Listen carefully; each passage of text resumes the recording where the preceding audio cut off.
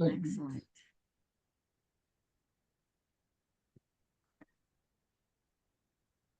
Well, I know, welcome. Go ahead. carry on. I know that lots of people have watched the initial video, but um, aren't able to come today. So these recordings are invaluable. So, welcome back, everybody, to the second episode of The Secret Language of Food. Today is all about preserving abundance. And, if you think about it, we have times where food is abundant, and we all have times where food is not abundant seasonally, right? I live in an area where we have amazing produce all summer long, but we have very hard winters and the fresh stuff isn't available. So, I think we as humans, in order to continue living, have developed all of these different ways of preserving food. And today, Calli is going to really go over that. As I have been talking to Calli from week to week, it is amazing how, I want to say, how back to nature Calli is. And she's always talking about her gardens and the amazing produce from it and what she does with it. And it all looks delicious. So today she's going to share some of her wisdom from all of her experience and knowledge in action. So, Calli, welcome. Thank you very much. I've just switched on the kettle, so or the jug if you're an Antipodean. So please excuse the humming in the background. It's necessary for our pickle making today. So welcome everyone that's on the call, and welcome to anybody who is watching the recording. I would like to thank you all for giving me the privilege to be able to share something that is really close to my heart. And it hasn't always been. I haven't, I've never really considered myself to be a prepper or a canner or a. I always, I always associated it with being a grandmother because it was my grandmothers that modeled this type of food preservation and cooking. And I'm ever so grateful to them. I never thought that I would become my grandmothers, but I have. Both my grandmothers were amazing cooks. My paternal grandmother was, I guess, the whole family used to call her the local witch because she used to wear black, being especially after her husband died. The Greeks never really go out of mourning. Um, and her garden it wasn't a pretty garden by any way, shape, or form, but it was an absolute apothecary. She grew herbs and food, and there were chickens running around in the backyard, which she would, do you want chicken for dinner? Yeah. Catch one. Break its neck, pluck it, much to my horror. But that was who she was. She was very much part of the earth, and she used all the herbs and all the spices and her cooking to heal. When you opened her cupboards, there would be rows and rows and rows of dried herbs. And one of my lasting memories of her is her making sage tea for me when I was sick. So sage being an incredibly healing herb, it's it evacuates. It's an antiviral. It's an antibiotic. It's all the antis of the bad things that you can think of, and it also gives vitality. And so that sort of thing, dried herbs, pickles, preserves, all that sort of thing was very much part of my childhood. On my maternal side, my maternal grandmother, she had an amazing garden, actually. In fact, her garden was really famous. People would come from all over the world to check out her 5-acre garden, but she had collections of plants that weren't found anywhere else in the world. Like, she had the biggest collection of African violets that she had gone out and collected. She also had the biggest collection of aloes. So she had an aloe garden. She had a big like shade house where the orchids and the African violets and all those sorts of things were grown in. And she obviously had an enormous vegetable garden, a Japanese garden. I'm just trying to think. When I go and visit her, because she lived in the mountains in Zimbabwe, where I was born, it was like, as a kid, I'd feel like I'd gone to heaven, because I'd go in and commune with the fairies in the gardens, and pick the flowers and make fairy towns with the mud. And my grandmother, she encouraged that. She just loved the fact that I loved the plants and the garden and everything in it as much as she did. And she as well used to um, do a lot of preserving. Unlike my paternal grandmother, who was into the herbs and the pickling and the healthy side of things, my maternal grandmother was into the jams and all the nice sweet stuff and the indulgent stuff. So between the two, I've come to be where I am now. Never thought that I would be one of those people that grew my own food, preserved my own food, but I've become that, and I love it. So in a nutshell, I've got both my grandmothers to thank for this. So I thought, before we actually get into the slides and things, we would do a karakia, which is like a prayer, a Maori tradition, where we start anything with a karakia, so that the universe is blessing what we're doing. And at the end, I will see if I can find a karakia whakamutunga, which is an ending prayer. Okay. Karakia timatanga. Kia hora, te marino, kia whakapapa, pounamu te moana. He huarahi mā tātou I te rangi nei, aroha atu, aroha mai, tātou ia tātou katoa, hui e taiki e. And this means, may peace be widespread, may the sea be like greenstone, a pathway for us all this day. Let us show respect for each other, for one another, bind us all together. Okay, thank you, Matt. Let's do. I have a bee who has decided to join us. I don't, sorry, real quick, not to interrupt. What language and culture was that prayer from? So I live in New Zealand at the moment, and the indigenous culture and people are the Maori people.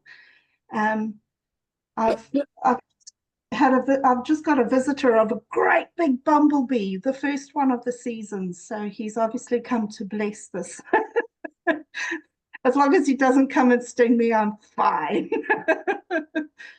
Okay, so today is all about preserving abundance, and I've just given you a background as to where this has come from. So it's come from my heart, from my blood, really, and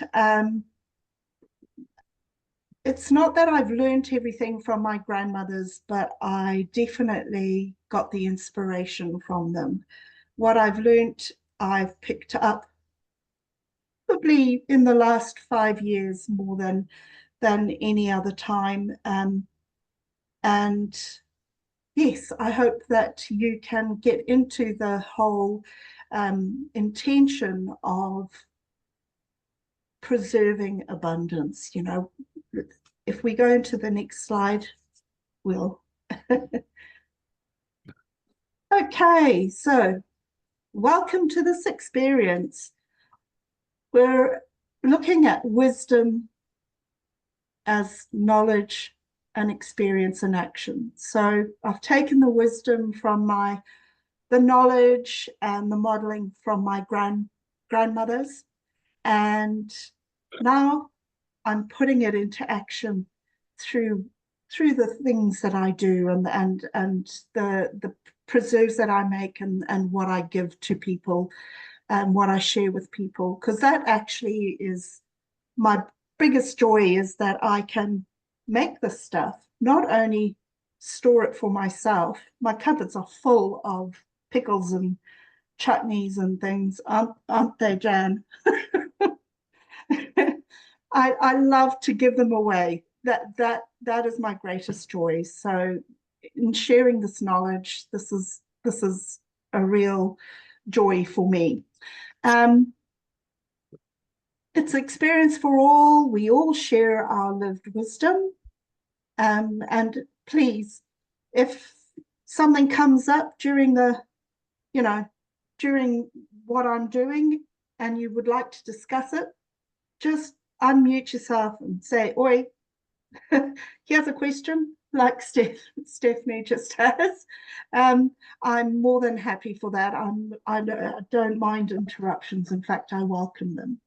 And as a facilitator of learning, I see myself as holding the space for all our learning.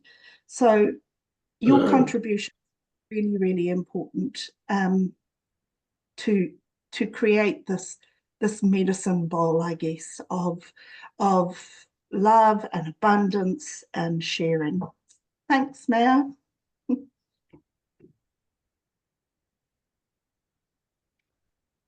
Okay, so today we're looking at, we're going to have a look at preserving abundance and what that means. We're going to be making some pickles and talking about pickles.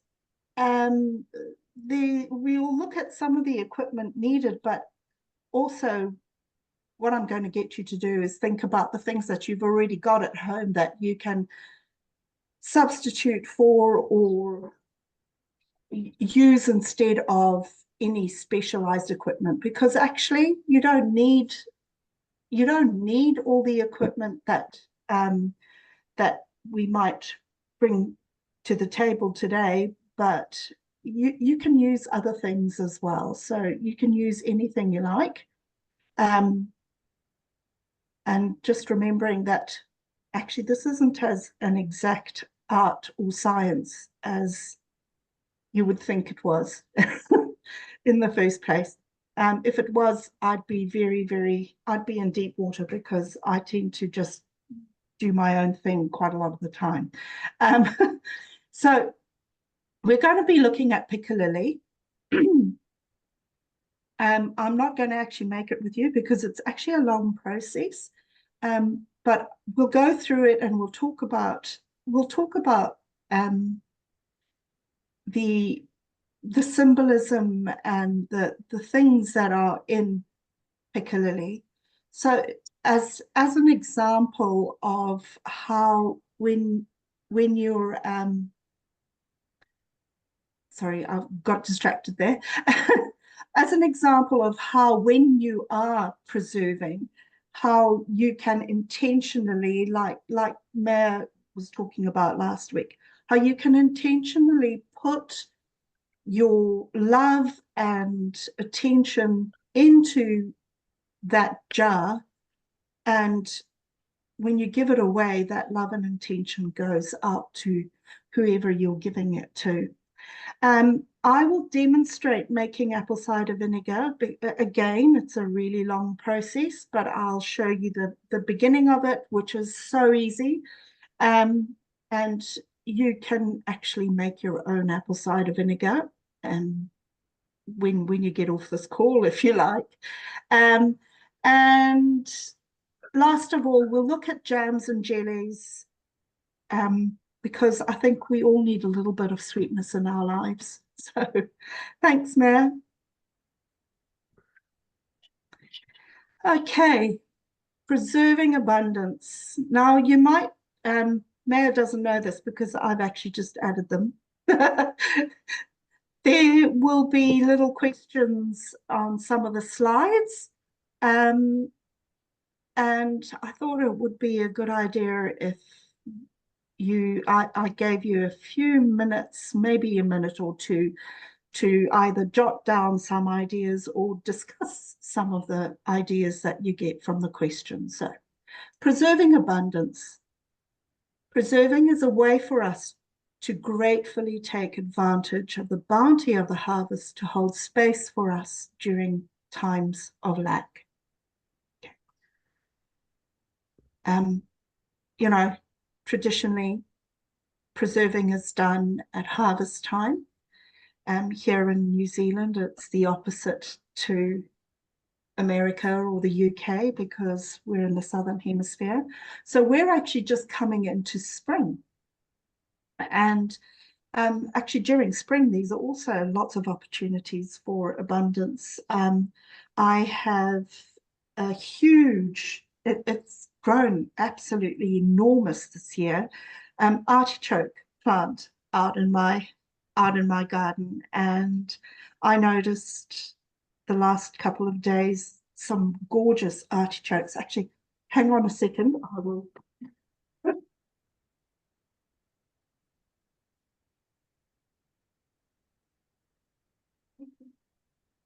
I didn't think I was going to do this, but that is one of the enormous, beautiful artichokes from my artichoke plant.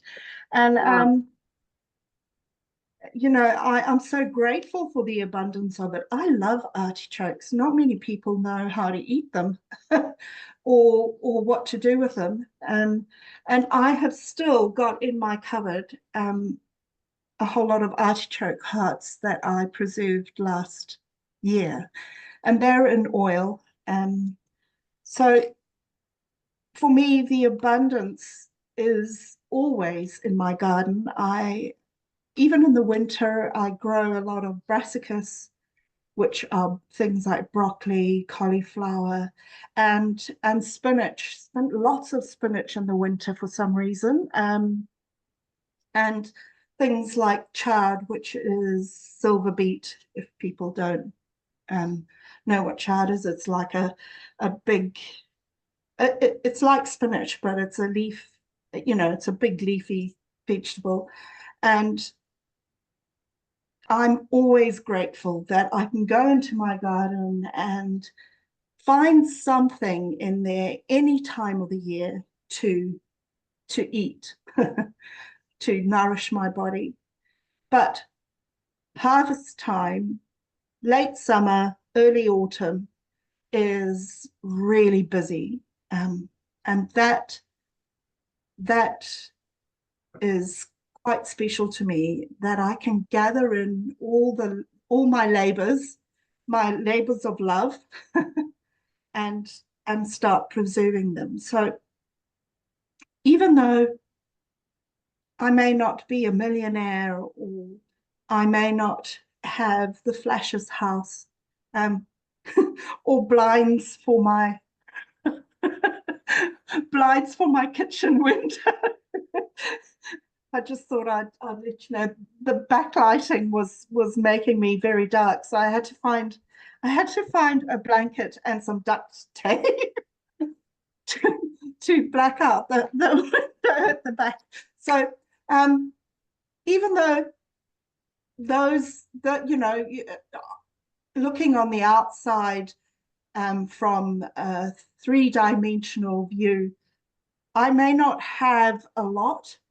I am so grateful for all the abundance that surrounds me.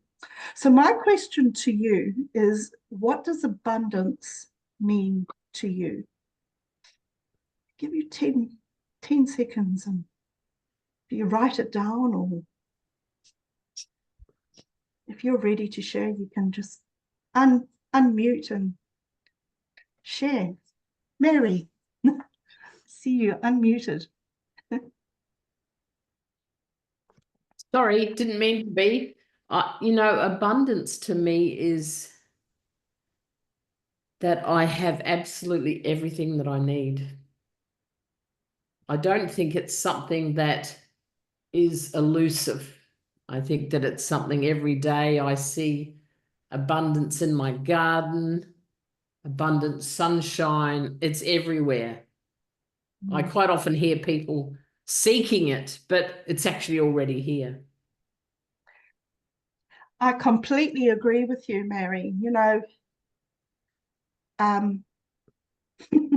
When we have expectations and when we're always looking at everything else or what everybody else has and you don't, we miss the absolute gift of abundance that surrounds us all the time. And I love the way you said that you have everything you want or need. And I'm going to add to that in this moment. That's what abundance is having everything we need. Well, to me, everything we need in this moment. Don't worry about tomorrow or the next day or the next year or whatever. In this moment, I have everything I need, and that makes me abundant. Yes, I love that. Thank you, Mary. Anybody else? Ah, Claudia. Claudia. Yeah, well, I agree with Mary. That is definitely part of it. But for me, abundance is as well what is going on in my heart.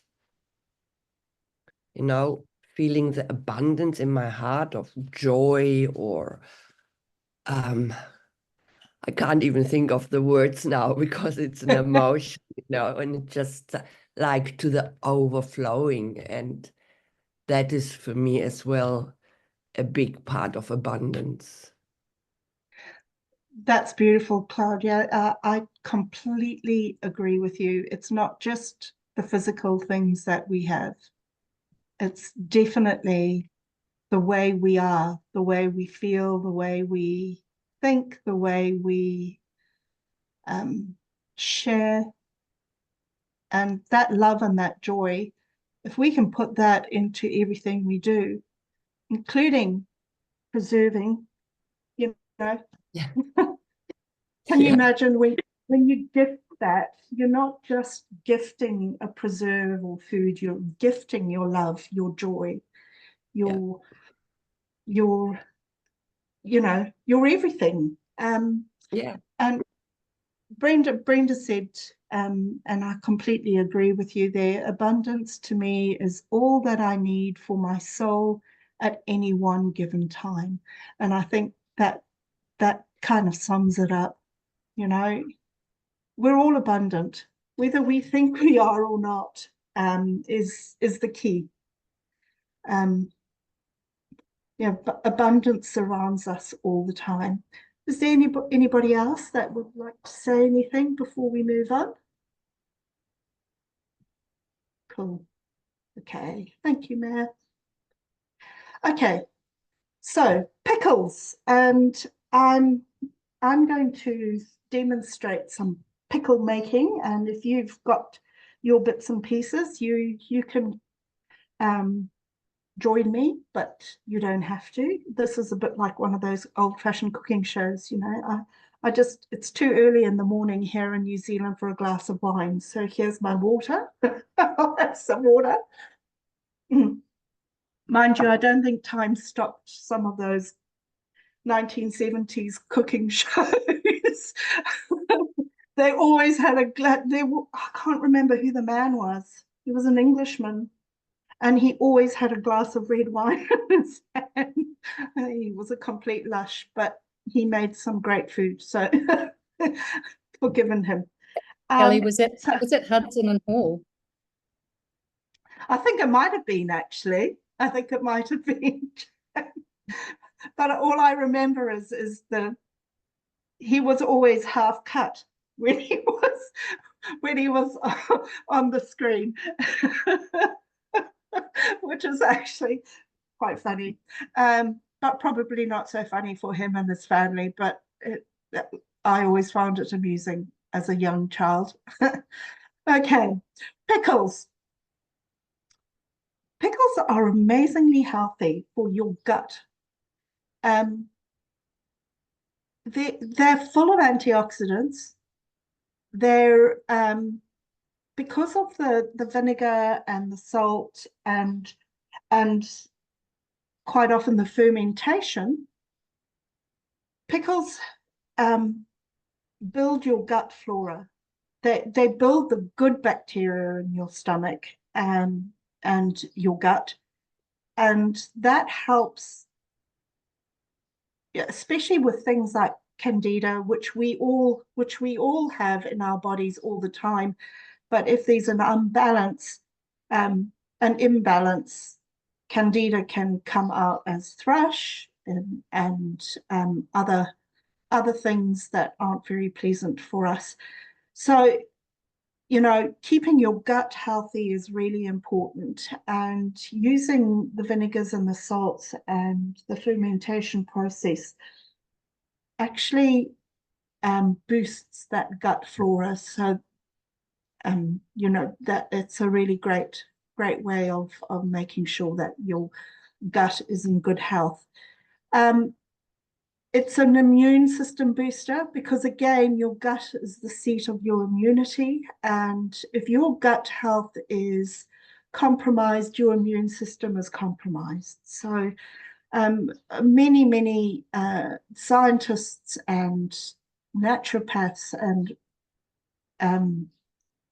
experts have come to realize that your gut, what's going on in your gut is always reflected in what's going on elsewhere in your body. So even rheumatoid arthritis, they say that you can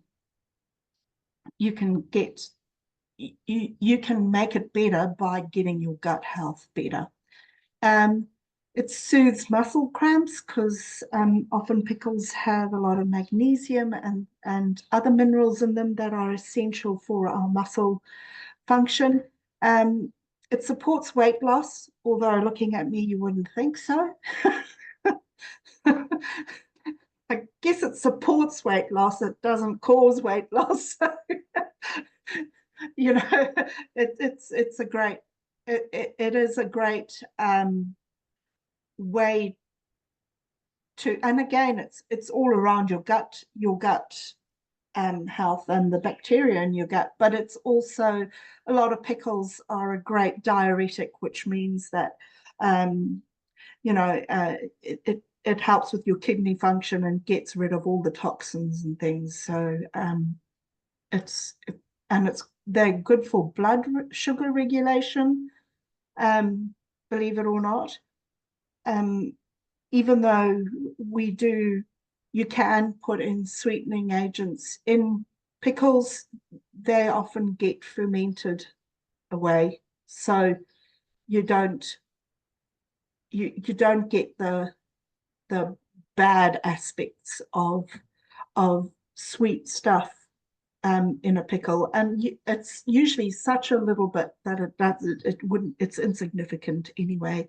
And pickles are a real strong source of potassium. So today I've chosen my homemade apple cider vinegar. And in fact, I think what I'll do now is I'm going to, oh, this worked this morning, but of course it's not going to work now. And That looks good, Callie. do Yeah. you want to, is that okay? Can you, I'm gonna stop sharing also so that people can put you up in and full- if you want to pin it as well, Mayor, it's probably going to be a good thing. If you pin it, it goes up into the. I did. Okay, so can you all see? Can you all see? Excellent. So I've got, look, it's got dust on it. I make my own apple cider vinegar every year at harvest time, and I've got about 10 liters of it in my cupboard at the moment because I have failed to give it out this year, which I normally do. But as you can see at the bottom here, you can tell it's genuine. Oh, you can tell it's genuine apple cider vinegar when there's what we call the mother at the bottom, which it looks like icky granular stuff, but that's actually the live bacterium, which is the good things in for your gut. So I'm using apple cider vinegar, but you can use any vinegar you like. White, white vinegar, distilled white vinegar, wine vinegar, any vinegar you like. I like the apple cider vinegar because it's got a little bit of sweetness to it, which is great. So choose your vinegar is the first thing. The second thing is choose your veg. Decide what you want to pickle because you can pickle anything. I've actually decided that I'm going to do 4 different vegetables today. So I'm doing some carrot. I'm doing some cucumber. I'm going to do some red onion, and I'm Excuse doing some Calli? mushrooms. Yes, Kelly, if we want to do some pickles, are we supposed to be doing this now? yes.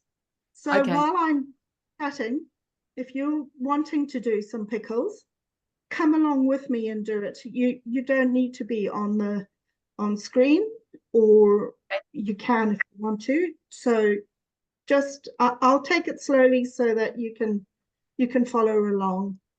Okay, now I've recently boiled some water, and oh, I forgot.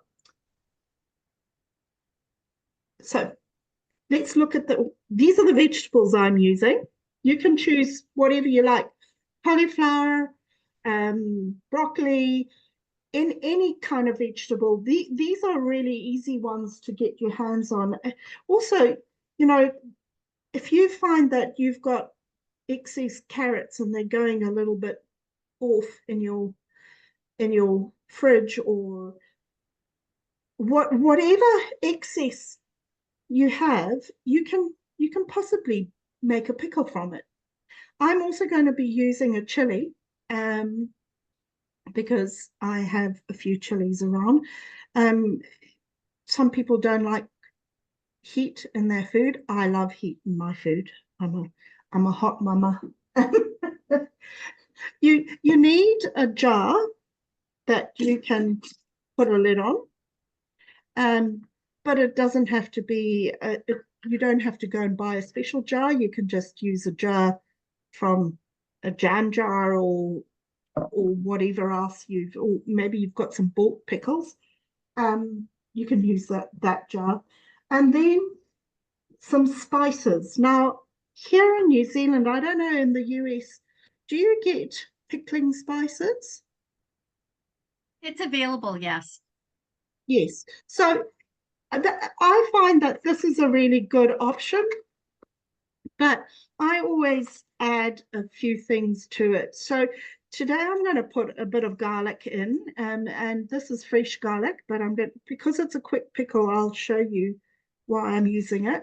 I'm going to put some black mustard seeds in, and actually I got this, but then I went out into my garden and I found some fresh dill. Can you see that? I'm going to be putting some fresh dill. I was going to put dried dill in there. So if you don't have these fresh things, just get dried ones in the supermarket. The thing is that is important when you are using spices and most herbs.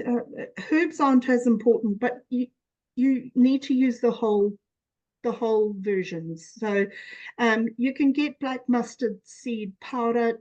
That it'll just float at the top, and it's pretty revolting. I've tried, believe you me. So if you're going to use coriander, get the coriander seed. If you're going to use caraway, get the caraway seed. So I don't know about anywhere else, but here in New Zealand, there's some really good spice and herb companies, and so I'm going to use that. And we need a bit of salt. Now I'm using Himalayan pink salt. You can use any salt as long as it's not iodized. So it has to not have iodine in it, because the iodine reacts with the vinegar and creates a chemical, apparently, that's not very good for you. Okay, cool. And of course, a little bit of sweetness. Now, I'm going to be using honey, but you can use maple syrup, or you could use you can use good old sugar. It's not a lot, so that's fine.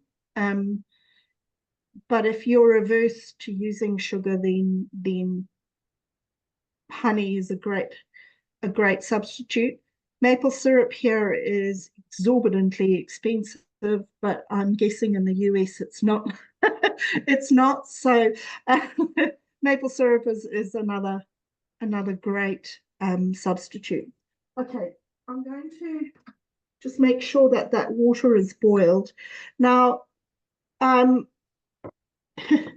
I said before, it's not really an exact art.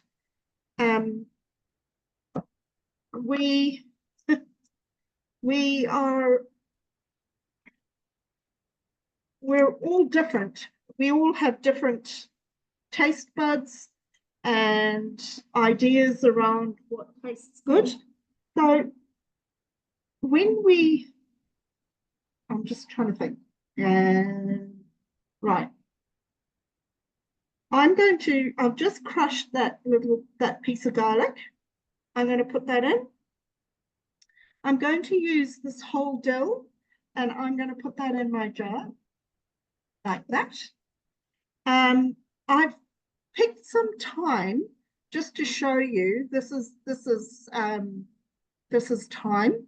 I love the smell of thyme, but I'm not going to actually use it with the dill, because dill and thyme I don't feel go well together. But I am going to put in a bay leaf, which is also from my garden. So I usually like to just crush it a bit. Again, like I said, you can use what you like. I'm going to use the pickling spices because they're pretty good here in New Zealand, but I like to add, yeah, so if you look in there, can you see? These, Yep, to be honest, I'm not exactly sure what everything is. I'm not sure what these are. Can anybody, the big round things, they're not peppercorns. I can see coriander seed, but They are, that's whole allspice, isn't it? let me have a look. It's terrible when you get old and can't see anything. I've got a packet of that, and it looks exactly like that. And okay, there you are. Whole allspice. whole allspice. So there we are, you can use some whole allspice. So I just put a little one of those Calli, in, could and Calli, is it juniper? so it could be juniper actually, I think it's because juniper. these two different ones. There's one that is darker than the other, darker and bigger. So it might be juniper as yeah. And then I like to put in just a small kind of teaspoon of black mustard. I like black mustard. It's different to white mustard in that it's got a nuttier taste, I feel. So I've put all those in my jar, as you can see. Oh, there's a little bit of garlic. I'm going to finely cut my, I won't use the whole cucumber because it probably won't all fit into my jar. You can also cut them lengthwise, you know, cut them as long as the jar is, and put the lengths in there.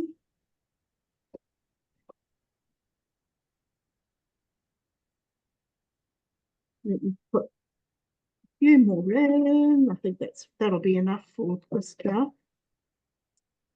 And I'll put some chili in. There's actually chilies in that pickling spice, but I didn't pick any out from but fresh chili is always good. And I like lots of chili, so I'm going to use the whole thing. Some of you will be horrified, I'm sure. So there we are. Put that in. Let me know if I'm going too fast, please. No, I think it's great. How are we doing for time? We're about 45 minutes in.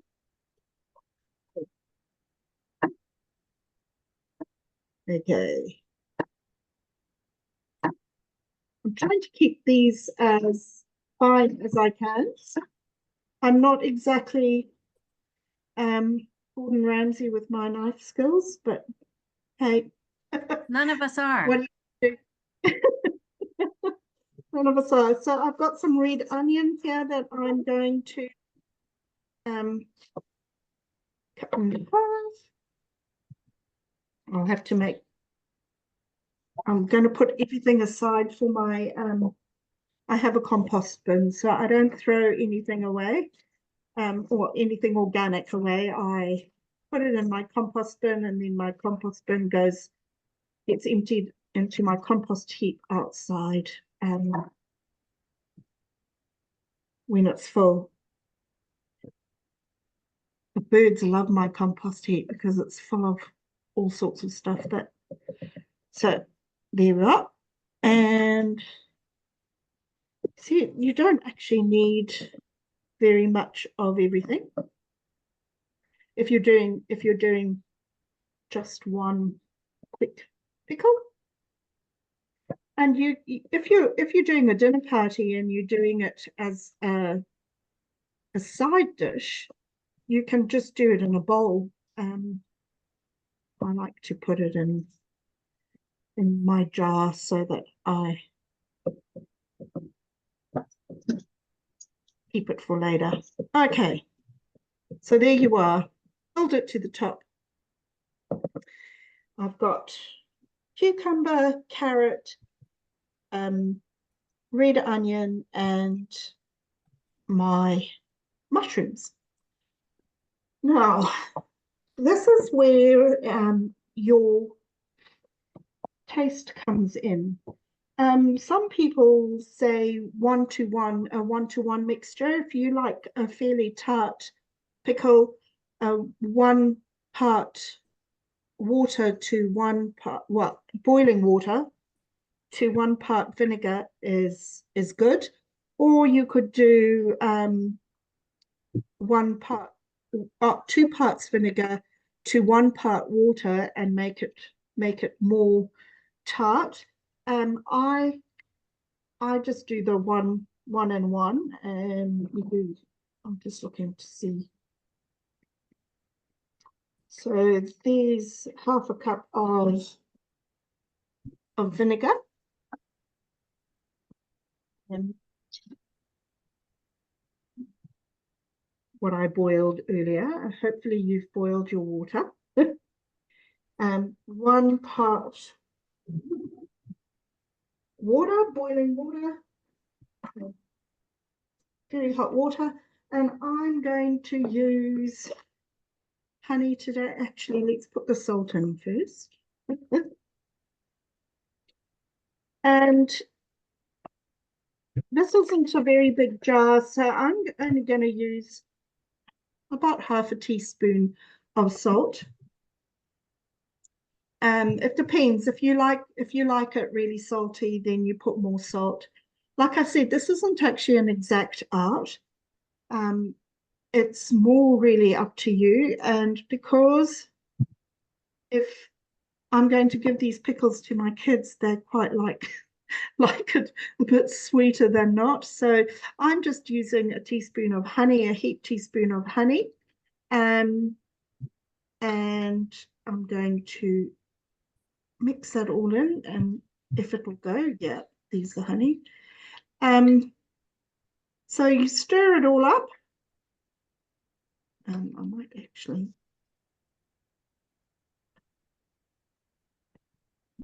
And hopefully your honey or your sugar disintegrates into the liquid. Calli, how much is there salt in there too? Yes, so depends Salt? on your. I just used Himalayan salt, but any salt other than iodized salt. I also have Celtic salt. Has anybody ever heard of Celtic salt? This is really good for your. This is really good for your gut too. How much salt was it? About Did you? half to a full teaspoon of salt, depending on your taste. Yeah. I love Jan so much. She's doing it with me. And if you're watching the recording, you can always stop and carry on. Okay, so now my liquid is pretty much all liquid, no solids in there. And all you do is pour it in. And I'm hoping it'll be enough. If it's not enough, just a little bit more, I'll just top it up with a bit of water.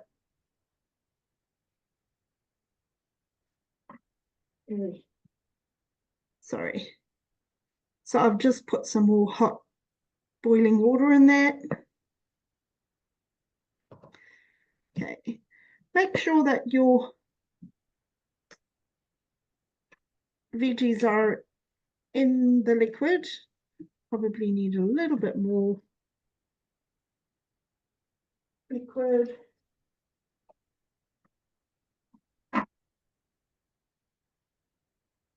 Might put a dash more. There you are. Now, you can either just let it stand at room temperature. Right, can you see that I have filled, you can't really see, but I filled the jar to almost tipping point, okay? What you can do if you're going to keep the pickle is fill it all the way to the top. This is a quick pickle, so we're going. Well, I'm going to eat mine at the end and tell you what it tastes like. But if you are preserving it as a pickle, the best thing to do is heat the liquid in a pot and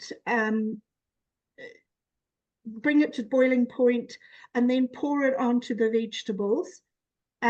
and put the lid straight on. And make sure that you've sterilized the jar. I don't know if you know how to sterilize jars.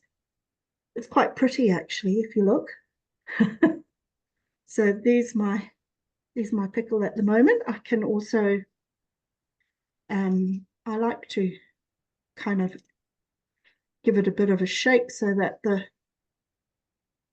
bits and pieces get into the mix. And that I'm going to leave until the end, and I will tell you if they're pickled or not. Oh, here's my friendly bee. There's the doormat. Okay. So it's easy peasy, as you can see. And if you put that on the table like that, it's such a pretty thing. Looking at it, it's a really, really pretty thing to look at. And every now and again, give it a little tipple or stir it if you're doing it in a bowl, and then just let it cool.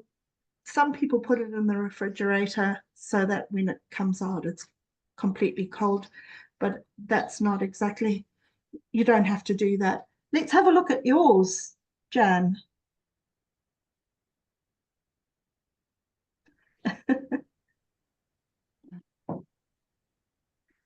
There we are. Here we go. I should have layered it. I should have done it in layers because all the carrots at the top. Oh.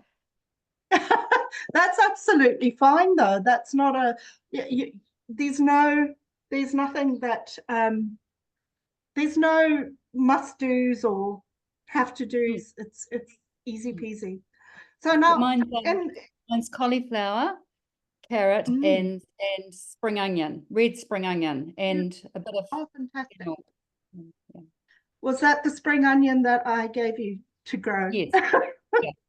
So Jan and I live very close to each other, and part of our part of our friendship and our community is about sharing, a huge part of it. And we not only share the food that we make, but we also share the food that we grow. So if I'm planting something and I've got a whole lot of seedlings left over, Jan gets them. If Jan does the same thing, because she's actually got an amazing garden. Mine's a bit higgledy-piggledy jungle-like, and Jan's is biodynamic and beautiful. So we share a lot of what we grow as well. Maya, I'd love to see your pickle. So I just made mine in a huge measuring dish, and I just used cucumber, onion, and I had some red and yellow and orange peppers. And interestingly, like I don't even use water. I just threw it in with some I had some mirin, which is a rice wine vinegar, which is a little sweeter. I added some celery seed. I also used Himalayan pink salt, and then I used some coriander seed. Yeah. And it's delicious. I do want to do a quick time check. Do people need 5 minutes? Because we're almost at the top of the hour. No? People good? Okay. People good? We'll just go. We'll continue then, and then we can do maybe 5 minutes after my piccalillis. So we could share again. So these kinds of pickles are fantastic. I've got jars of gherkins that I grew last year still in my cupboard. And because it's spring, obviously the cucumber isn't from my garden, but usually it would be. And you know how you grow stuff and you have nothing and then you have too much. But you've got more broccoli than you know what to do with. This is a great way of just quickly preserving it. This if you use the heated, version, it'll be good for 2 years.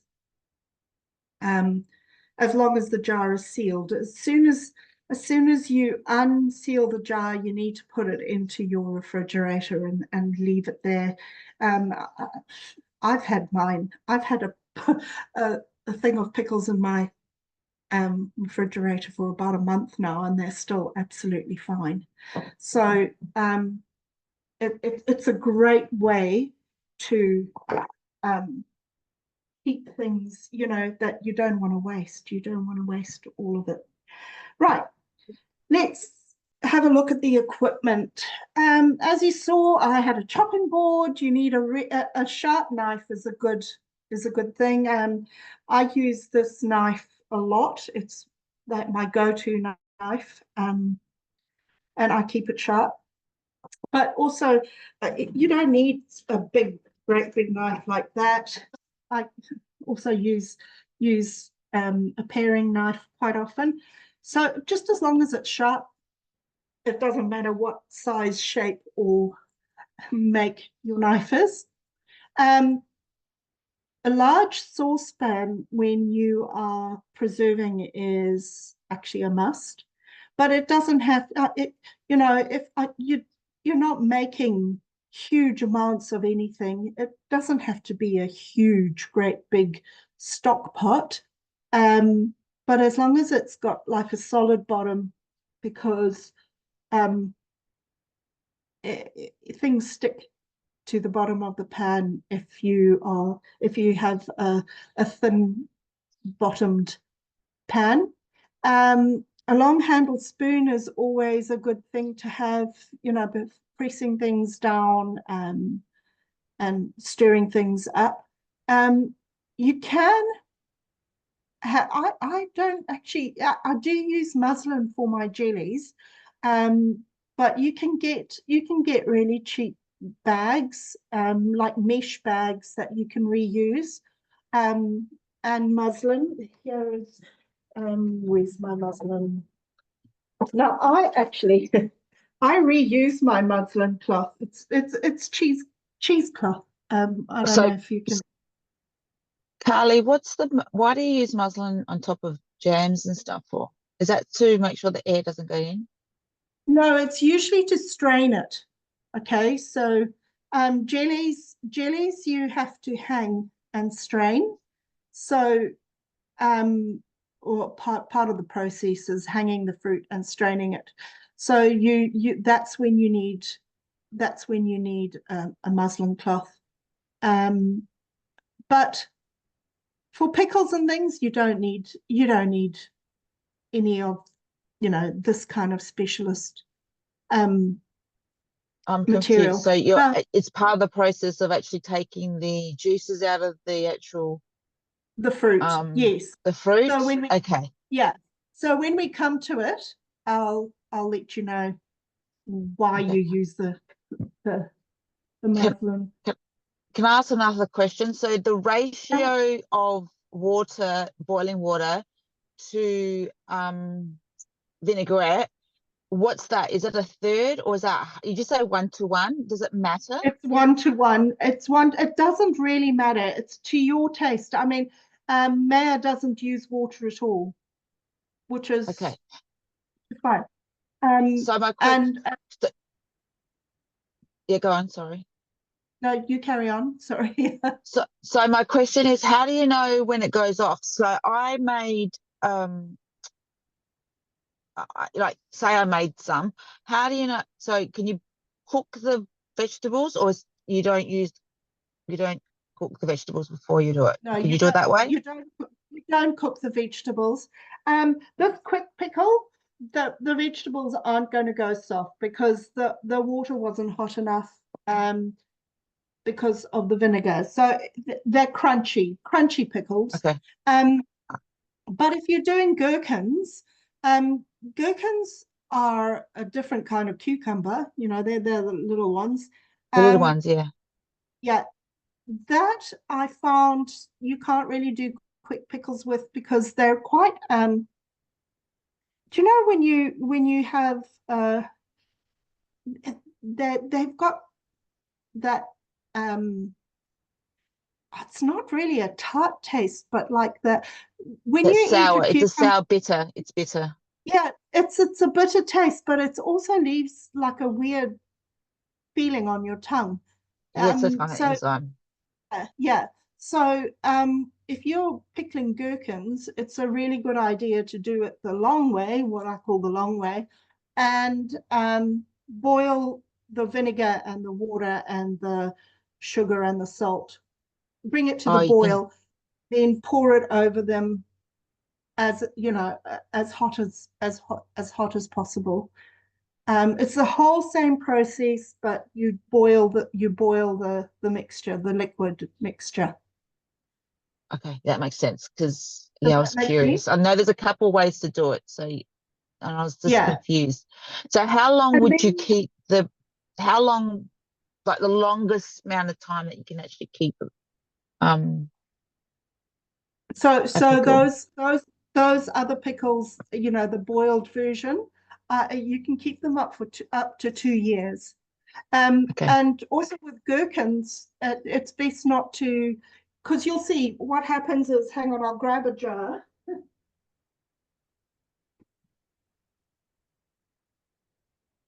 If I can find one.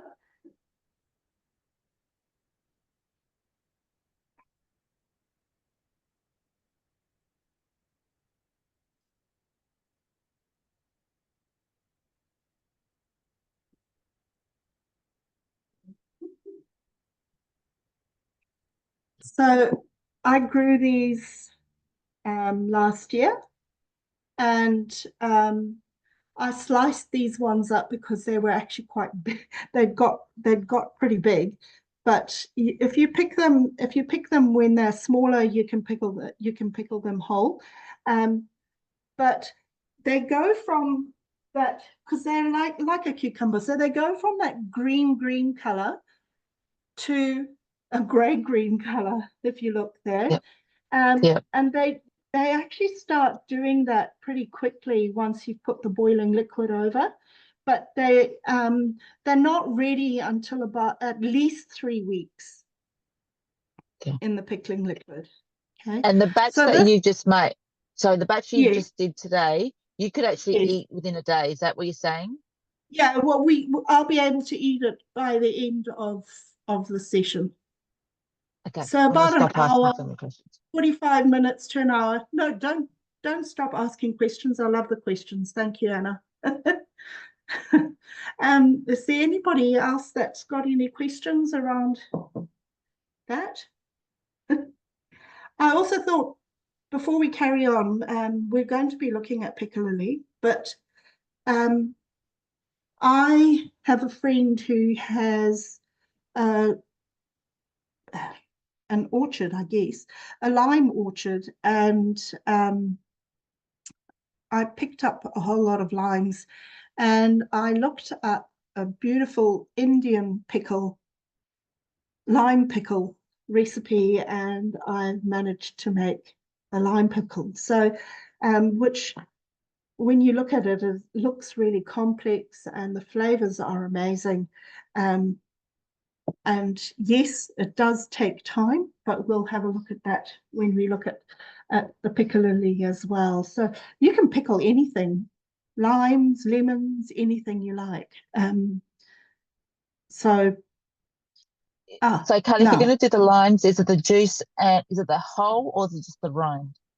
the whole thing, Oh, wow. Okay. the whole Cool. thing. Yeah. I will give Maya the lime pickle recipe to add to your recipe collection as well. And I suggest having a go. It looks complicated, but it's not complicated if you just take it step by step. And yeah, we'll talk about that when we get to the piccalilli. So you can get a preserving pan in the jars. Sorry, was I'm there sorry, another I question? had a question about pickling. So is egg glassing considered pickling or not? We're trying to figure out how to preserve eggs. And I know there's Ah, something okay. called egg glassing, and I don't know if that has to do with pickling or not. Um, I know that you can pickle eggs as in a pickled egg. Is that the same thing? I've never heard of egg glassing. No, yeah, it's not the same thing. I Oh, honestly, I haven't researched it. I thought it had something to do with pickling because it does go in a jar and things happen in the jar. it must it must be. It must Our be our something to our our our chickens are laying way more than we expected, which is yeah, awesome. But yeah, we're trying to figure out how to preserve. to So I preserve didn't the know if eggs. egg glassing was a part of pickling. I don't know. I've never even heard of it, Stephanie. So Okay. it would be really good if you find out, if you could put it in our group, our Facebook group. That would be awesome. I will That's some research that and share. That sounds fantastic. Yeah, it's springtime here and the chickens have gone mad here too. So I get like 2 dozen, I get about 2 dozen eggs a week delivered to my doorstep from my neighbor because that's how we roll around Yeah. here. Well, I started And using nesting herbs and they went from laying like 5 a day to almost a dozen a day. oh Just wow, just that's from a lot of using eggs. the nesting herb mixture. So I was like, I don't know what to do. I thought we wouldn't couldn't keep up with the amount of eggs people eat. So now I'm like, I don't know what to do. Lots of cakes. That's actually a good idea. Yeah, I love eggs. And in England, pickled eggs are at the end of every pub's bench. You always have pickled eggs and you can buy pickled eggs. I have to admit, I've never had a pickled egg. I must actually go back and try one day or make some. I'll I'll I'll see if I can make some and then I'll let you know. I'll let someone else try it and share their wisdom with me because I feel no draw toward the pickled egg. Yeah, so there's also the 1,000-year-old egg, which is actually a pickled egg as well, but it's a Chinese delicacy and they're black because they're so old. Um, that I don't know if I could stomach, but hey, it's a delicacy. Um, so preserving pan, um, yeah, is great if you have one, but I actually sterilize my jars and I've got a whole array of jam jars. I put out an SOS for jars at the end of last year because I was running out of them. And I've got more jars than I know what to do with now. But no more jars if you're watching this and you're thinking, oh, I'll give Calli some jars. Yeah. But you can sterilize them in your oven. Just put your oven up to 100, stick the jars in, okay? And leave them there for about 10 minutes. So I use my husband brews beer and he uses a sterilizing fluid that looks all Yeah, soapy, but you actually don't rinse anything. It just you mix it with enough water, everything soaks in it, you pull it out, everything's sterile. fantastic. So Fantastic. so that works just it's fine if we do it that way instead of okay. All right. Absolutely. As long as you bring your jar temperature up to 100 degrees Celsius.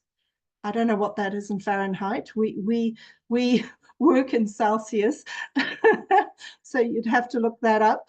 And as long as it gets to that temperature, it kills anything that's on there. So how you do it actually doesn't matter. The jam funnel is great if you've got one. If not, you just struggle. Um, Here's my jam funnel. That funnel there is quite narrow bottomed, which is interesting. My preserving funnel has a big area so Mine that is like that. It's meant to fit in the mason jar. Yeah, that's right. So Okay. some jars, some jam jars and things doesn't actually fit properly, but that's okay. Try and use the wide opening ones. Right. Mayor, do you want to, shall we take literally 5-minute breather now, and then I'll spin through the piccalillis. Yes, I think a quick, if we could be back in like 3 minutes, that would be great. Yeah, and sounds then good. we do have a lot of slides for you to finish through, so It should be quick and easy. She yeah. says with yeah. Okay. Yeah, there's so much more information to come, so definitely let's aim to be back in 3 minutes. 3 minutes. Brilliant. Thank you. You're welcome.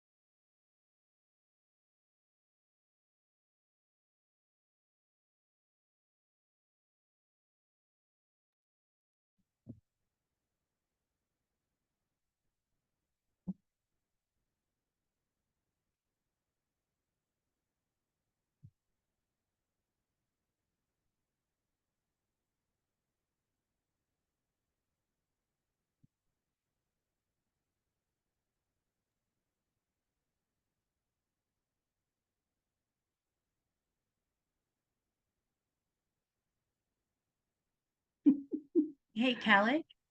Hey, Mayor. I'm thinking let's save the apple cider demo till the end and Yes, see if we've yes. got time. And then if we've got time, awesome. And if not, we can let everybody go and we'll stay on and you can demo it and then it'll be in the recording. Yeah, sure, sure. Sounds Okay. good. Sounds good. Because you've got so much information to share. It's all just amazing. I've enjoyed it. Hi, Elizabeth. I love your definition of abundance. Elizabeth says, abundance to me is never worrying about lack, acting without worry, and that is so true.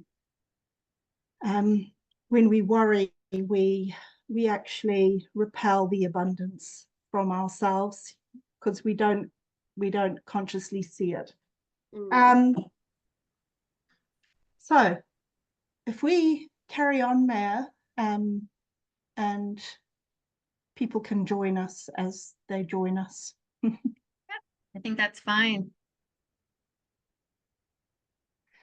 Okay, piccalilli. Now, I chose piccalilli for the symbolism because there is so much,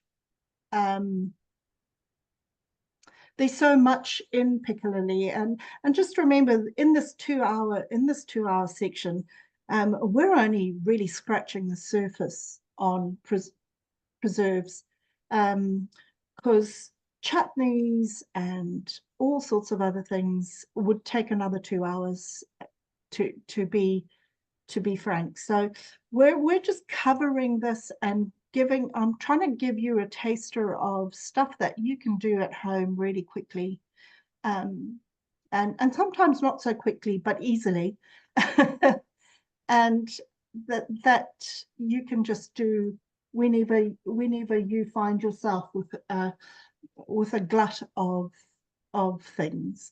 So piccalilli has a lot of ingredients in it, but if we have a look, salt and water is friendship and emotions,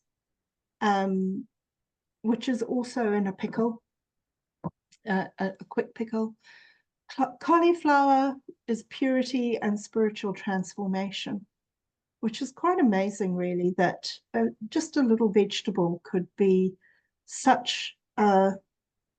have such a lot of meaning and influence on more than just your body. Onions and shallots are divine healing and protection, and that's in our pickle as well. It makes sense, doesn't it, that pickles are good for you? Cucumbers, cleansing, abundance, fertility, and prosperity. That's a lot to put on the humble cucumber. Courgettes or zucchini are growth and prosperity. French beans, abundance and awareness. And I would think that's any green beans that you have. Vinegar, transformation and renewal, which makes sense. Again, pickles. Sugar, sweetness and life. Mustard seed, warmth, optimism, creativity. Garlic, protection. Bay leaves, wisdom and protection. It's got a lot to do with protection, pickling. Ginger, strength and good fortune. Turmeric, healing, fertility, prosperity. Cumin, luck and protection. And nutmeg, good luck, prosperity, creativity, healing, protection. Cornflower, abundance, fertility and sustenance. So there's a really strong theme running through that. And the wonderful Mayor has come up with the meaning of piccalilli. Using our wisdom, we continue the abundance of the harvest with spices to heal our bodies and sustain us for our prosperous future. And really, if you think about it, all pickles are about that. With the sweetness and the sourness, it has a lot to do with abundance and prosperity and protection, which are the most prominent features in all pickles. So when you are pickling and when you're eating pickles, remember that you're being protected, you're being held, you're being nurtured by something greater than what you think you are. Thanks, Maya. So, piccalilli and lime pickles take longer than a day to make. So a lot of people don't do it. They go off and buy their piccalilli, but there's no need to do that. Over here, it's a process where you are brining the vegetables, which is using sea salt and water, and that is the pickling process, I guess. You brine the vegetables, you soak by soaking them in for at least 3 hours, but it's better overnight, and then putting them in a spiced sauce. So if you have a look, I'm not going to actually read through it because you can do that yourself. Maya, will we send the slideshow, or put the slideshow on in the group? Yeah, absolutely. I can do that. I think I can do that actually for all of the presentations. I think So that I would will be, add mine, and then I will also add this one. yeah, because all the recipes are on the slideshow. So if you access the slideshow when it goes into the group, it'll all be there. Thank you, Maya. So here are the steps. Now, in the previous slide, I don't know if you saw at the bottom, but the question was, how do you feel about waiting for your food? How does making a pickle that takes longer than a day or an hour or so to make, how does that feel for you? You might want to write it down, quickly say something, and while you're thinking about how it feels, have a think about what belief is being triggered in that, waiting. What I'm trying to say is when you think, oh, I'm going to make a lime pickle, and then you look at the recipe and it says, actually, you've got to do this, and then the next day you do this, and then the next day you do this, and then you have to wait 3 weeks. Do you go, hell no, I'm not going to bother? or is there a different feeling? Because I know that more often than not, in the past, it's been hell no, I'll just go to the supermarket and buy one. How does having to wait make you feel? Anybody got any sharing? That's so dependent on the situation. Like my family, if I say, hey, I'm gonna run to the grocery store and get the meat I need to make dinner, they're like, oh, it's gonna be an okay dinner. Like they're grateful no matter what. Yeah. But when it's, hey, I started the crock pot at 6 a.m. this morning, they're like, oh, she's making some good stuff. So they have patience as long as there's something in between that. Yes. So how does it make you feel though, Stephanie? And when you see a recipe that it's going to take days to make? What does that bring up in you? If I know out the gate it's going to take days to make, I actually feel really good about it. I'm like, oh, I'm pouring not just my heart and soul, but time into Yes. this. It's Yes. everything. But if I Yes. don't know straight out the gate, I think, oh, I'm going to make this today. Oh, nobody gets to see how awesome I am for 3 weeks. Well, F. So it depends on the Totally. context. It really does. It does. So I think what I'm getting at is that we need to plan when we're preserving. You know, it's not an instant fix. It's not an instant gratification. By any means, because I mean, even if you're doing a quick pickle, you still have to wait at least 45 minutes to an hour before it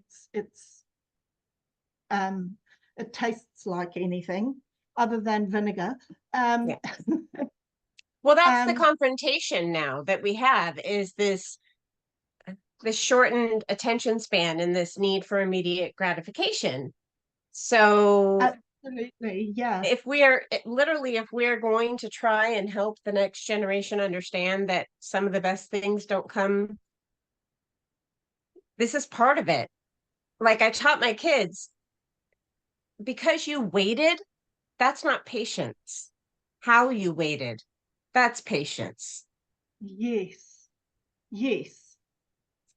So And you know, if you're making it, if you decide, okay, I'm going to make this anyway, and you've got the attitude of, oh, it's gonna, you know, this is going to be the long haul, and you might as well not make it at all, as far as I'm concerned. So, yeah, preserving is about being in the moment. Maya. You know, it's all about relationships, right? It's about the relationship with the food. It's about the intention you're putting into it, right? You know, for me, I want to create a relationship with a sourdough starter. And I know that it takes time, it takes feeding. And I think that, you know, I've always been a little intimidated. Like, I've got a sourdough starter packet out in my kitchen and I haven't started it yet. And I'm like, you know what? I need, like, I think pickling is the same sort of thing, right? It's creating relationship with the food for times in the future. And even though it takes time to build the piccalilli, the sourdough, right? It's a commitment to the relationship with you and your food, you and whoever you're feeding. And even if you are just a single person, right? Even if I lived by myself, I still have a desire to begin with this sourdough starter kit because I want that relationship with the bread that I bake because I want to improve my relationship with my food. Does that make sense? Absolutely. Yeah. you just nailed 100 lessons I've tried to teach my kids, most unfairly, mostly my girls, but Yeah. that what you put into a relationship has a lot to do with what you get out of it. If you have this immediate gratification thing, you end up in a lot of toxicity and things going wrong. And the way you described that just reminded me of a teenage relationship. Yeah. And so food is a great way to spread those lessons without being all, old person preachy who doesn't know things. Yes. Brenda has a question. Doesn't understand. You don't understand, Mum. You're too old. Yeah. Yeah, absolutely. Brenda. To me, that by the definition of the word pickle or preserve is time. And I love the way that you're bringing in emotion to food, because food does bring up a lot of emotion as we eat it, and we get that in our kids by saying, "Oh, don't like that." So the thing is, the thing is, to me, the relationship between what we're doing here today, the pickling and the preserving, brings in the patience and the understanding that we can actually bring in good stuff within our diet to our stomachs that that requires patience. Yes. So from what I'm getting here today is the need to cultivate that the patience within ourselves and within our children, to get the good stuff. I couldn't have said it better, Brenda. That is absolutely perfect, you know. And you know, the combination of time and patience is life, isn't it? It's a life lesson, and that to me is what everything is about, is learning. And that's why we're doing these experiences, because it's not just about the knowledge or how to do something. It's about finding out who you are in that process as well. And I just love the thought that that you've evoked to me, that when we're eating preserves, we're eating patience. We're ingesting patience. We're ingesting that longevity, that appreciation for time and for effort. You know, I love the thought of that. So thank you so much. That's a lovely way of looking at it. Last week we prepared the food with love. So I guess if we can relate or teach our children to prepare the food with love and have the patience to wait until it's good enough for us to well, good enough is not the right word. Till it's ready. It's ready. Yeah. Yes. Divine timing. Yeah, that's Yes. right. Yeah. So we're not all takeaway. Yes, absolutely. And even for myself, especially at this time in my life, Maya often hears this from me. I just wish it would just happen now or yesterday. Next time I feel like that, I'm going to open my jar of pickles and have a good intake of pickles and think about that longevity and that patience and the divine timing. So thank you. Thank you. Now, shall we move on? Because I'm very conscious of time at this stage. I was going to do some apple cider vinegar, but perhaps we can come back to that. Let's see if we can speed through the jellies and jams, and then I'll quickly, I was going to do a demo, but we can actually just have a look and talk about it. So jams and jellies. The question down there is, what role does sugar play in your life? Now, that's quite a good question, I thought, because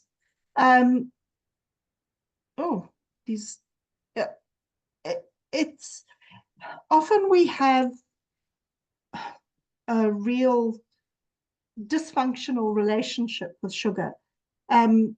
And we've kind of been conditioned into that dysfunctional relationship, unfortunately, with all the sugar, the refined sugars and things that we find in our food, our convenience food.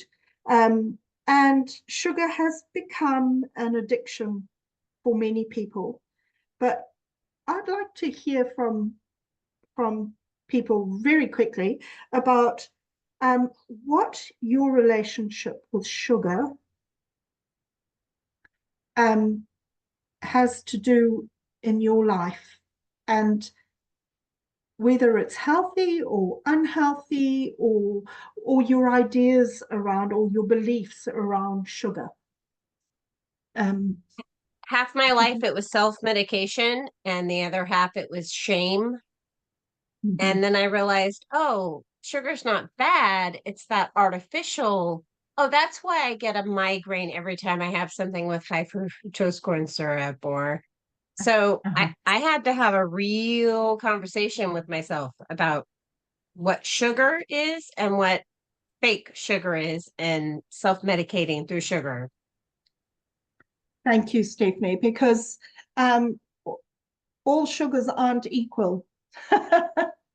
They aren't equal, and we have been given the message of late, I feel, that all sugar is bad for you. You shouldn't be having any sugar, and there's a lot of shame and guilt put into that. I think for the most part, when we use sugar in cooking, if we use it intentionally, I honestly feel that we transmute that harmful energy. I'm not saying that you should just pile the sugar in with impunity, but what I am saying is that when you use sugar, use it with love, use it with the intention to nourish, and it won't become the poison that we have been conditioned into thinking it is. Everything in moderation, and everything with conscious intention. And I believe that it's healthy. You know, if you eat it with conscious intention, if you cook with it with conscious intention, it it transmutes that whole belief that it is terrible for you. And like Maya said last week, you know, a lot of our grocery store food and convenience food has never been touched by human hands. And so the intention there is either absent or nefarious, you know, at best absent, at worst nefarious. So that's why I feel that if you're going to have a bit of sweetness in your life, do it yourself. And jams and jellies are that very thing. So what's the difference between a jam and a jelly? Well, jams are usually whole, sliced or crushed fruit remains in the finished product. They're usually deep dark colors and thick, chunky or lumpy in consistency. So marmalades and jams, you know how you spread it, bits of strawberry across your toast. You know that is a jam. Jellies are usually made from the juice from cooked and strained fruits, so they're clear in appearance, the same color as the fruit. Sometimes not so, because apple jelly you would think was clear, but it actually goes pink. And that's even if you use Granny Smith apples, it still goes pink. And it's smooth in texture. I don't have any jellies or jams at the moment in my cupboard because I've given them all away. I know that Jan has sampled my apple jelly. Yes, it's very delicious with cheese. Yes, Cheese and it's jellies are really good with meats and cheese and crackers and things like that, I find. So yes, let's move on quickly now. So here is a recipe for blackberry jam, and why I put blackberry jam in there because I would think that it is very similar in the US and certainly in the UK. And here in New Zealand, blackberries have gone a bit rogue and they grow wild. And in fact, they've become a bit of a noxious weed.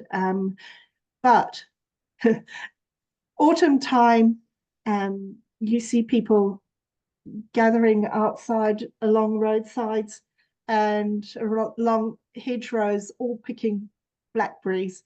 They're nasty. The ones, the wild ones, have got thorns that would, you know, protect Sleeping Beauty, but we still seem to just love going out blackberry picking. And on the farm that I live here, blackberries are a big thing.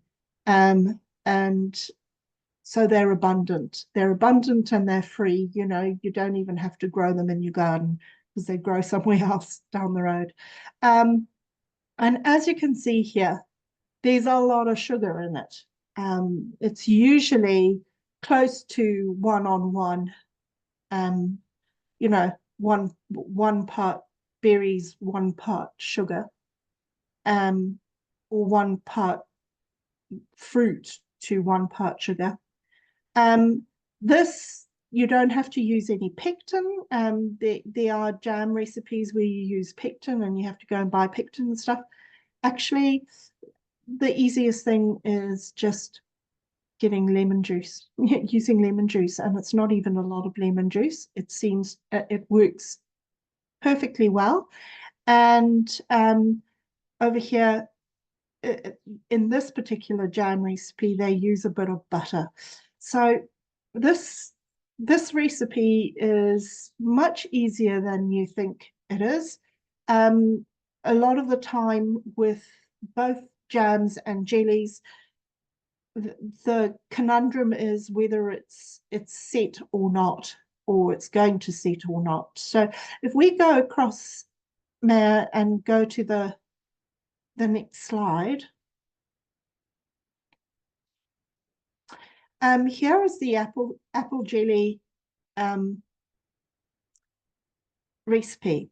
Now, with both jams and jellies, if you put a plate, just a normal side plate or dinner plate, into the freezer and leave it in there for a few minutes until it's really cold, when you think that the mixture might be setting, take a teaspoon of the mixture and put it on the freezing plate. And if you push it with your finger, it should separate slightly, but not go runny. You'll see it'll be like a jelly, you know, a cohesive blob rather than just running around the plate. And once it's reached that setting point, you can take it off and put it into your jars. So that's my tip for both jellies and for jams. I'm speeding through here because we're almost at the end. Shall we go back and quickly look at apple cider vinegar, Maya? I would really like to introduce how easy it is to make apple cider vinegar. I went out and actually bought a couple of apples, but I'm actually not even going to demo it today. Or I could show you how to cut it up. Now, if you go out, because we're in spring, so our harvest was a few months back. I have my own apple tree here, and everybody else has apple trees around here. I know Jan has some magnificent apples come out of her garden. And I use a variety of apples. It doesn't matter what variety. They all make great cider. and cider vinegar. So it turns to cider before it turns to vinegar. So when you are, I'm going to, we'll see if I can, are we there again? Can you see? Yeah. Okay. When you use an apple for cider vinegar, you don't peel it, you don't core it, you don't do anything. You just cut it literally either into quarters or eighths, like this. If you buy them, I suggest that you first of all wash them in warm water with some vinegar. So literally just chop them up into chunks like that. These, I'm not going to actually do it. I use big jars. I mean, they're big jars, but they need a lid for the first part of it. It's an anaerobic process. So you just put your apples in there. You put, oops, I am ending up demonstrating this now. For about 3 liters of water, I use a cup of sugar. But for this, because it's not very much, I'm just going to use a couple of tablespoons. Now, the sugar there is there for to feed the bacterium that will grow in the cider vinegar. So I suggest also when you are going to make cider vinegar, you use water that hasn't got any chlorine in it. I'm really lucky that I live on this property where we get our water from a bore. So it comes from an aquifer under the ground. I know Jan and several other people have rainwater tanks. So if you are in town, it pays to get a filter and use filtered water so that there's no chlorine in there, because the chlorine prevents the bacterium from forming. Now, what I do then is actually a couple of apples is probably a good thing in a jar like this. Usually fill it to about half or maybe 3/4. And then you pour the water over the top. I'm going to go back to me. Yeah. Pour the water over the top. You give it a good stir. And you put the lid on. Okay. Now, every day you have to burp it, because what it does is start fermenting. All right. And if you don't burp it, you might actually have an explosion on your hands after a few days. So it has to be an airtight seal. It doesn't have to be airtight, but it has to be a good seal. And every day you take the lid off, stick a spoon in. So is this similar to kombucha in the way that you It is very similar. tend to its, okay. It is very similar, and you don't need a SCOBY, okay, but it grows its own SCOBY. So this is my apple cider vinegar SCOBY hotel, okay. There must be about, I don't know, 30, maybe 20 SCOBYs in there. And I'll just take one out. They look gross, like a kombucha one, but they're not the same. They're not the same thing. As you can see, it's not great looking. Can you see it's made the shape of the jar at the top? And they grow in layers. So Honestly, it's very placental. it is very placental. This was the original mother, and as you can see. So once you've it takes about 2 weeks, and you'll see you use a wooden spoon too. They don't like metal, so use a wooden spoon to stir it, to burp it every day, and try and do it at the same time. But really, honestly, I've actually gone away and come back a few days later, and then stirred it, and it's been fine. It's not like a baby, you know. You don't have to feed it again. What you find is that it starts fermenting, and you'll get bubbles, and when you stir it, it'll really fizz. And you can use it at that stage as cider. It tastes really good, actually. But you need to leave it till those bubbles actually dissipate, okay, and it becomes less bubbly, and that usually takes about 2 weeks. Okay, so then after 2 weeks, you strain the apples. You strain the fruit out of the liquid, and you put the liquid in a jar. And at this stage, it'll just look like it doesn't look as rich as that. It's usually like a cloudy liquid, right? And you might have a few like this sort of thing looking at the bottom, but if you don't panic.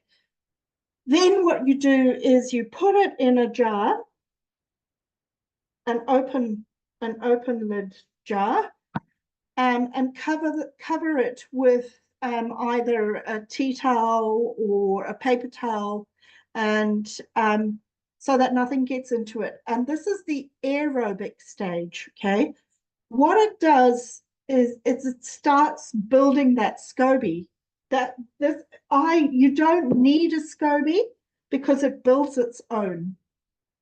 Or if you don't leave it long enough for a SCOBY to come, you'll see that the mother at the bottom, you know, the grainy bits gets thicker and thicker and thicker. Okay. If you have a SCOBY, or you know somebody who's got an apple cider vinegar SCOBY, if you put the SCOBY into that liquid when you strain it, you will get vinegar much faster than if you don't.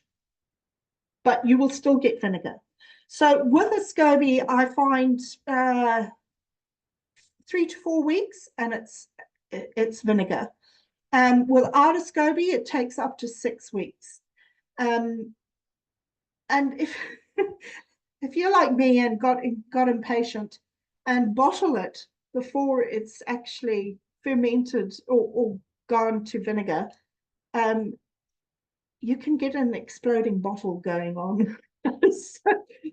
So be sure that you have the patience, and you leave it for as long as you can before you actually bottle it. I've had 1 or 2 bottles of cider that's a little bit vinegary. It tastes quite nice, but yeah, it's quite alcoholic. If you don't ferment it enough and then put it back into an anaerobic, into an anaerobic situation with a closed lid, it turns into alcohol, and you can get quite drunk on it. So, Calli, I think someone had a question. yes, who had a question? Sorry, I wasn't looking at the. Yeah, it's okay. I was just wondering what you actually do with all the leftover SCOBYs, just for giving it away, or can you use them in the garden, or? Yes, and you can use them now. So I keep mine for next year, and what I do is I keep them in sugar water. So I'll put more sugar in there, and so that they can feed on it. And actually, just before we came back on, I put another couple of tablespoons of sugar into the SCOBY motel. So, but sometimes I don't feed it for the whole year, and it's still Yeah. fine. But Okay, it's yeah. a good idea to, and you cover it with, you make sure that they're covered in water, and then you can use them next year. Okay. And give them away. And you Yeah. can put them on your compost. They're amazing for your compost. Yeah. Calli, Yeah. how do you know Yes. it's Yeah. gone off? How do you know at what point does it go off? How do you What know do you that mean? SCOBY's no good? Like, how do you know that if You you know say, what? for example, it doesn't work and it doesn't, how do you know when you wouldn't use it for next year? Is it at that point or it just keeps going? It goes moldy. Sometimes if you get like mold and it stinks, then don't use it. But actually, I found this just smells like, actually, it smells quite yummy. Smells more like smells more like cider than vinegar, but that's probably because I just put sugar in there and it's starting to feed on that. You can smell the yeast in there. But yeah, I've never had a problem. I've never had them go off. And neither I've got a kombucha SCOBY, and by the way, the one doesn't make the other. I've tried to make kombucha with cider vinegar SCOBY and it doesn't work. Well, it kind of works, but it's not doesn't make it fizzy like kombucha. So they're different. They're different communities, different bacterium. Although they look the same. Yeah. Has that answered your question, Anna? Smell, smell and look. You know, Yep. an unhealthy SCOBY looks moldy. Actually, I find that they go a bit, and they stink. You You can know, use so pH sticks to check where you're at. And oh, disclaimer, I am no expert because I've tried kombucha twice and failed miserably. But the difference actually isn't in the first ferment, it's in the second ferment. You add extra sugar, that's where the fizzy comes from. So you can have a yeah, perfectly good mother from apple cider vinegar and use it to make a kombucha by oh adding yeah, sugar and making it fizzy, but it is a whole extra 2 or 3 steps yeah. Okay, from somebody who okay. You failed can at it. So so you can Because cut that. You can sorry, break Anna. it up and test. So if you're going to test it, could you break it in half or could you cut it in half, the SCOBY, and then do it? Or you leave the SCOBY in a hole, how it's I would created? leave SCOBY in whole because it grows in layers. So you'll see the mother SCOBY at the top, and usually it grows up from the bottom, and you can actually pull layers off the mother. Okay, and use those layers. It doesn't matter if that layer tears, but I don't think cutting it, they don't like metal, so don't use anything metal. Okay. Always use a wooden spoon to stir it. And yeah, rather tear it than cut it. Okay, that makes sense. Thanks. Yeah. Um, Any more?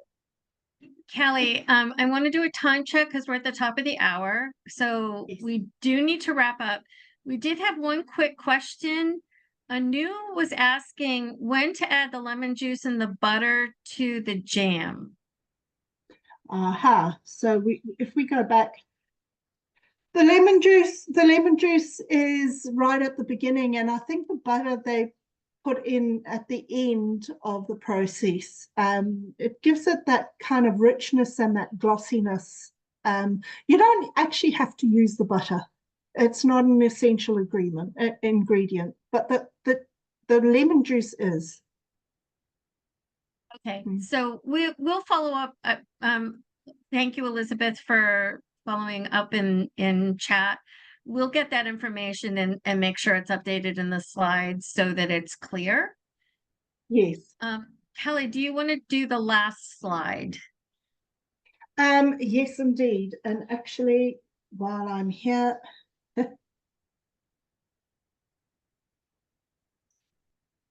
I was going to do this too.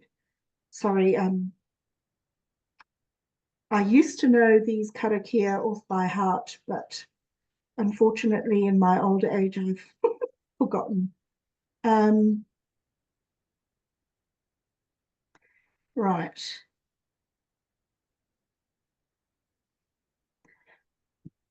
So, wisdom is knowledge and experience in action. I'm hoping that this session has demonstrated that. Okay, the three things that have come out of this, and the questions that are above there, you can ask yourselves when you come off this. It's really important that you have an idea why you're doing this, because again, it's all about intention. So food is often preserved in ways that enhances our health. So many times we think that food preservation is unhealthy, but it's actually the complete opposite. It's a way of gifting ourselves nourishment the whole year round. And most importantly, we get to control what is in our food. Because if you think about it, the grocery stores, it's actually mostly preserved food that you get. But the way they preserve it is, like I said before, at best ignorant and at worst nefarious.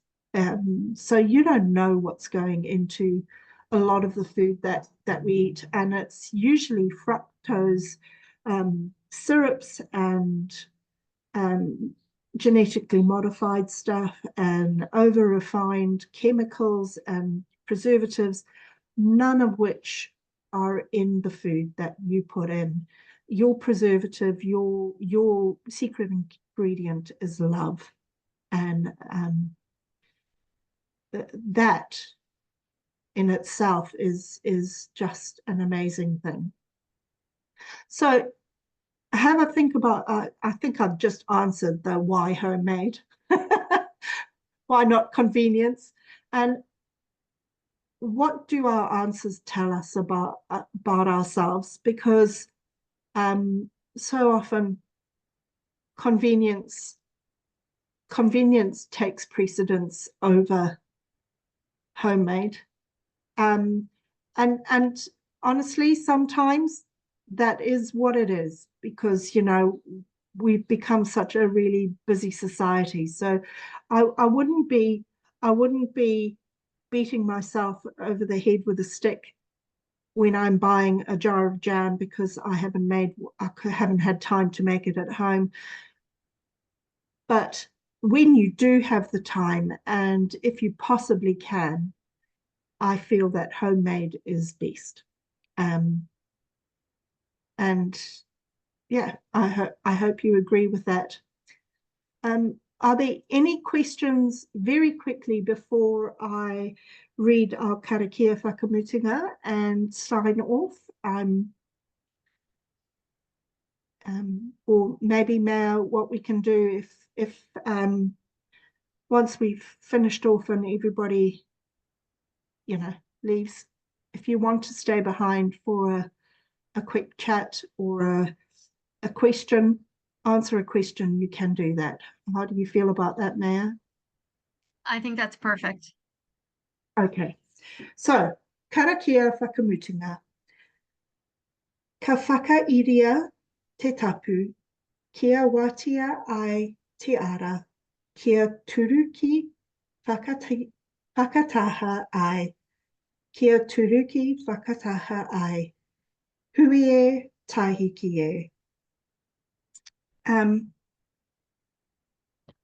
That is a karakia that means it. I'm just going to translate it quickly because it's about us creating this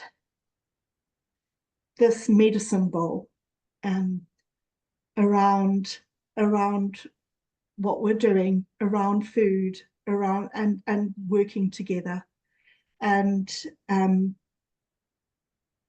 bringing our love and our nurturing to everything we do. And yes, and blessing everything we do through our love. So thank you so much for listening to me drone on a bit today. I hope you've learned heaps. I've learned heaps. And yeah, go out and preserve and prosper. Thank you. Thank you so much, Calli. And thank you again to everybody who showed up here today. And thank you to everybody who stuck around and watched the recording of this. Warte. Would love comments, stories, recipes. I'm going to post the slide deck so you have those.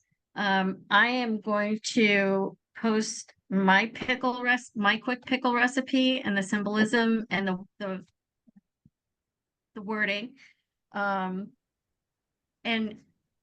go out and just enjoy and use your intuition. Like there's all kinds of recipes out there, but you can always use your intuition and change it up and make amazing things. So thank you. Thank you. The pickled mushrooms are delicious. I'm just I've been picking the pickled peppers out of my pickles, and it's just like delicious. Yummy for my tummy. My kids used to say. All right, and as Calli said, you're welcome to go at this point, or you're welcome to stay and ask questions or share stories or whatever. Yeah. Thank you. Thank you. Shall we stop recording now? Yes, we will. Yeah. If I can find the button, hold on. There it is. Stop recording.